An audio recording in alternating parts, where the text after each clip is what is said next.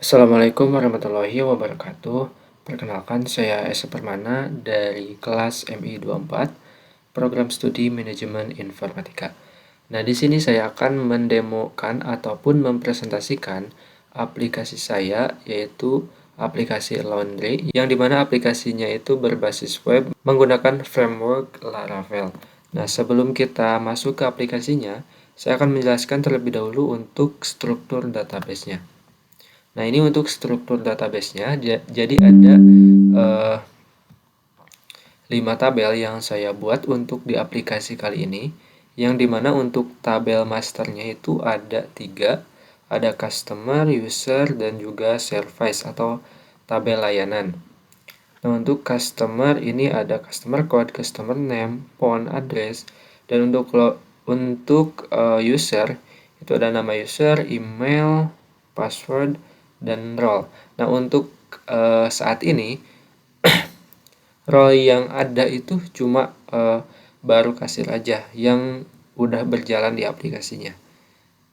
Selanjutnya ini ada tabel service atau tabel layanan yang dimana ini kan aplikasi yang memanage penjualan jasa gitu. Nah, mungkin kalau di penjualan barang ini adalah tabel dari tabel produk. Seperti itu. Nah, ini untuk tabel transaksi dan tabel detailnya. Karena untuk tabel detail ini itu berguna ketika ada customer yang melakukan transaksi itu lebih dari satu layanan ataupun satu service. Nah, untuk aplikasinya ini untuk halaman loginnya, dimana ini nama aplikasinya itu jasa cuci esa gitu. Nah, untuk loginnya itu menggunakan email dan juga password. Nah, untuk kali ini kita akan melakukan pengetesan untuk ketika saat email dan passwordnya itu kosong.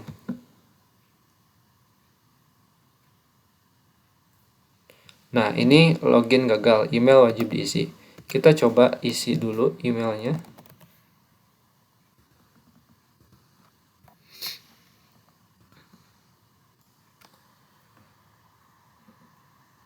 Nah, login gagal, password wajib diisi.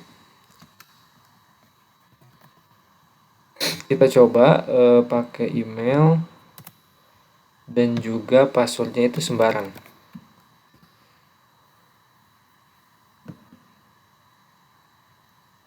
Login gagal, email atau passwordnya salah. Begitupun ketika emailnya salah misalkan dan juga passwordnya benar,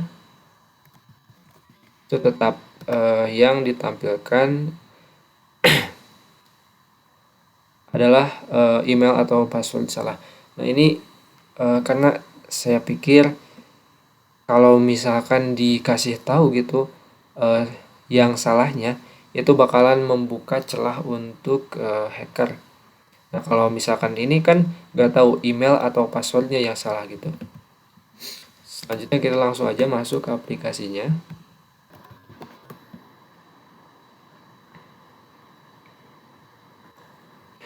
Nah, ini untuk halaman dashboardnya sangat-sangat sederhana menggunakan, jadi untuk aplikasi ini saya menggunakan template dari Vuexi. Nah, untuk dashboardnya pun ini menggunakan template dari Vuexi, namun ada yang yang berbeda gitu, gak ngambil dari template Vuexi itu di menu pesanan nantinya. Nah, ini untuk data masternya. Jadi di data master yang di manage di aplikasi ini tuh ada 2 dari 3 data master yang ada di rancangan database, yaitu hanya layanan dan pelanggan. Karena kan kalau user itu saya pikir gak perlu gitu, belum perlu di manage karena kasirnya itu cuma 1 gitu. Mungkin nantinya untuk kedepannya ketika si perusahaan ini membutuhkan banyak kasir itu harus ada untuk data master user, untuk memanage user, tapi itu untuk di role admin ataupun di role lainnya, bukan di role kasir itu sendiri. Nah, ini untuk halaman indeks dari layanan atau service yang dimana saya di sini menambahkan untuk filter nama, terus filter dari satuan, yang dimana untuk satuannya itu ada yang per kilogram dan juga ada yang per pieces. Sebelum kita tambah data, kita coba dulu untuk filternya. Misalkan bed. Nah, jadi untuk filternya itu udah jalan untuk yang berdasarkan nama. Dan ketika mau di reset, ini harus sudah ada tombol resetnya. Ini pun untuk filter berdasarkan satuannya, entah itu kilogram ataupun per piecesnya.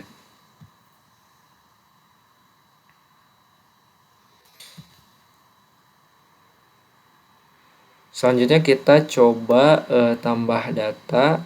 Misalkan ini cuci setrika kiloan, kita coba misalkan cuci setrika satuan. Ini kodenya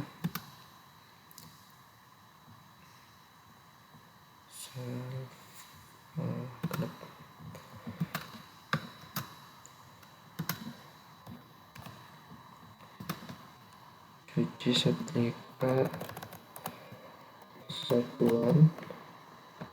Ininya untuk kategori ataupun satuannya itu berarti pieces. Nah, ini untuk kategori layanannya itu apakah diambil atau diantar gitu. Misalkan ini diambil aja, per satunya misalkan 5.000.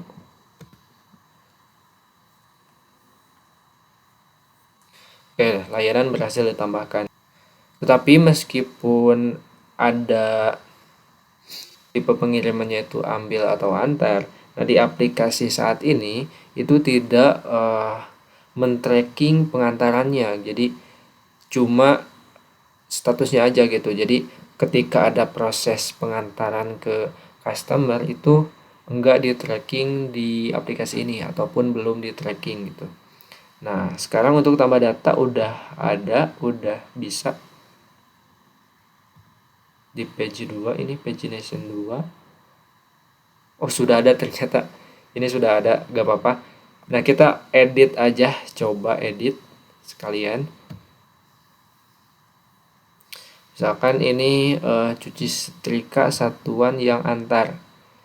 Harganya misalkan 7.000 karena ada biaya pengantaran.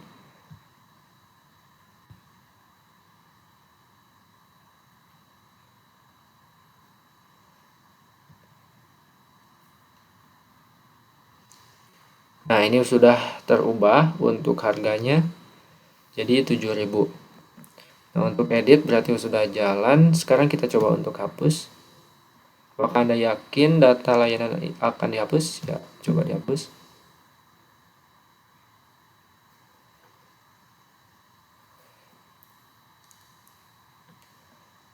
Nah, udah terhapus yang tadi. Cuci setrika satuan yang tipe pengirimannya itu yang diantar.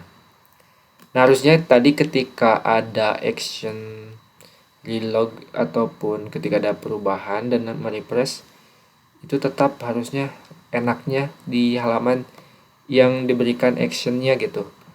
Misalkan tadi kan kita hapus, nah itu langsung merelognya itu ke pagination 1. Harusnya tetap di pagination tersebut.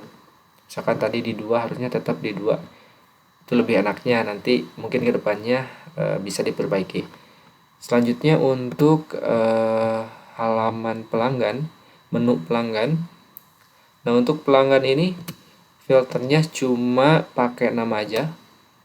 Misalkan di sini Esa. Nah, untuk filter nama udah jalan.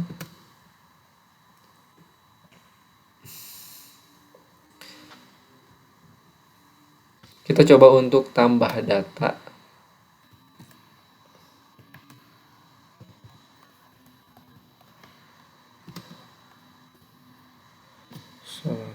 Misalkan Dadan MBG 08 24 7 9 Muhammad Asik.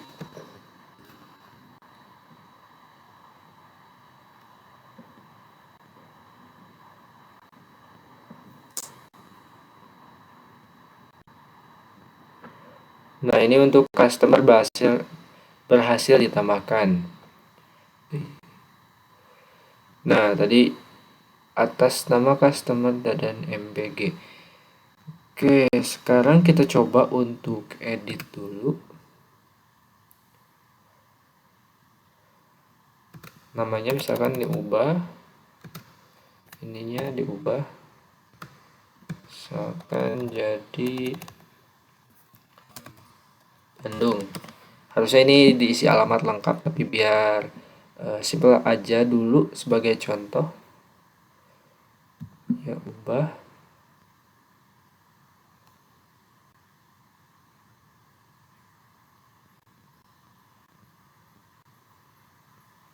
Nah, untuk mengedit data juga udah bisa. Harusnya tetap di pagination yang 2 tadi, biar lebih enak. Karena kan biar lebih memudahkan gitu.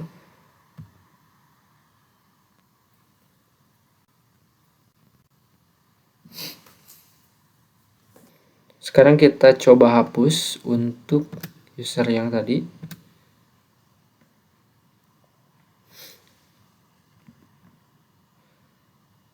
Nah, ini juga udah berhasil dihapus.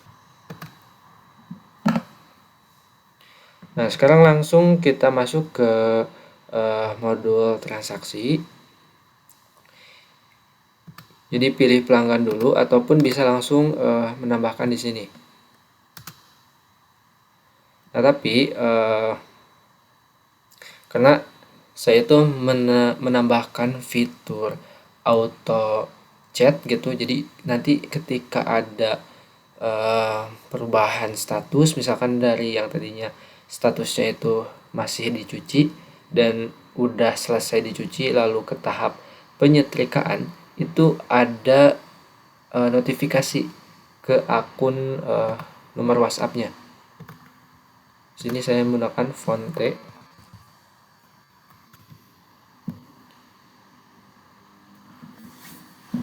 Nah, ini untuk API ataupun platform Fonte-nya buat nanti bisa mengirim pemberitahuan lewat WhatsApp otomatis. Kita lanjut dulu untuk membuat transaksi. Nah, tapi dipastikan berarti nomor customer-nya itu harus real. Misalkan ini. Harusnya juga ini sebagai contohnya masih ada kekurangan, harusnya si nomor teleponnya itu bersifat unik. Jadi gak bisa punya nomor telepon yang sama setiap usernya ataupun untuk setiap pelanggannya gitu. Nah, ini untuk contoh kita transaksi ini satu, terus sepatu misalkan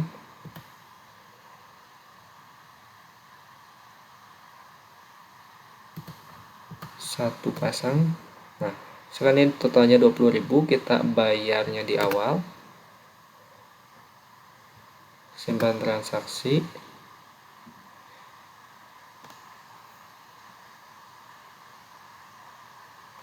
Nah, ini transaksi sudah berhasil disimpan dengan nomor invoice INV 2026 06 Jadi ini tanggal sekarang dengan nomor urut pemesanan ataupun pelayanan. Selanjutnya untuk update status itu di daftar pesanan.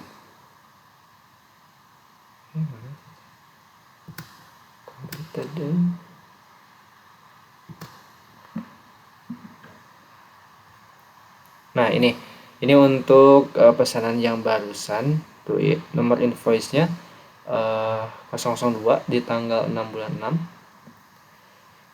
Ini untuk fakturnya sudah ada, meskipun layoutnya masih kurang pas. Nah, sekarang kita update untuk status ordernya di tracking. Jadi untuk proses dari laundrynya, misalkan tadi udah diterima, sekarang misalkan sudah masuk ke pencucian, simpan.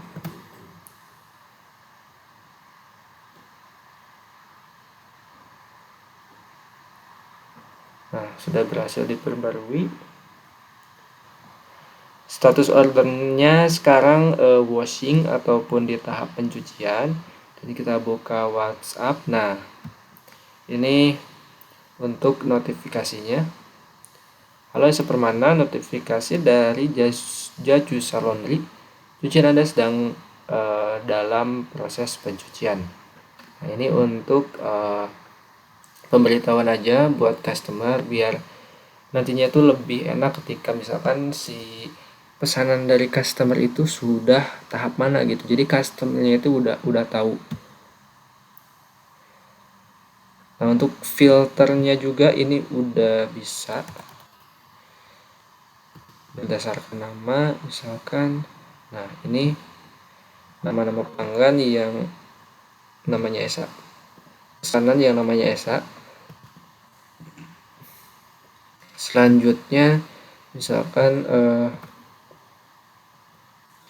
untuk filter status bayar yang belum lunas, dilihat. Nah, belum ada transaksi karena memang di contoh sekarang ini transaksi yang saat ini untuk statusnya sudah lunas semua. Nah, sudah lunas semua.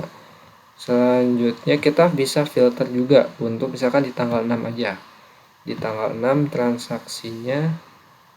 Nah, untuk di tanggal 6 yang masuk udah ada dua pesanan tadi. Nah, ini untuk filter status order. Jadi untuk memantau pesanan siapa aja yang statusnya itu di tahap pencucian atau washing, jadi bisa kepantau. Nah, ini untuk di modul transaksinya. Sekarang kita ke laporan modul terakhir. Nah, ini untuk laporannya sangat-sangat sederhana. Jadi bisa difilter dari tanggal ke tanggalnya. Misalkan di tanggal 1 Mei sampai 6 Juni. Difilter dulu, dilihat. Nah, ini untuk transaksi dari tanggal 1 Mei sampai dengan saat sekarang di tanggal 6 bulan 6. Selanjutnya ini bisa dicetak laporan. Jadi saya menambahkan untuk cetak laporannya itu pakai PDF. Harusnya bisa ditambahkan dengan Excel juga. Nah, ini untuk kertasnya harus landscape karena biar muat. Kertasnya juga. Nah, ini untuk laporannya. Kita coba di save.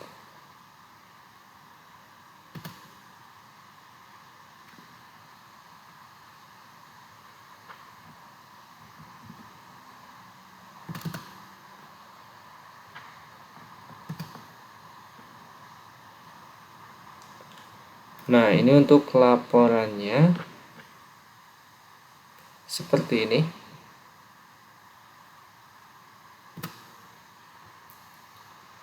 Selanjutnya di sini ada logout di sini.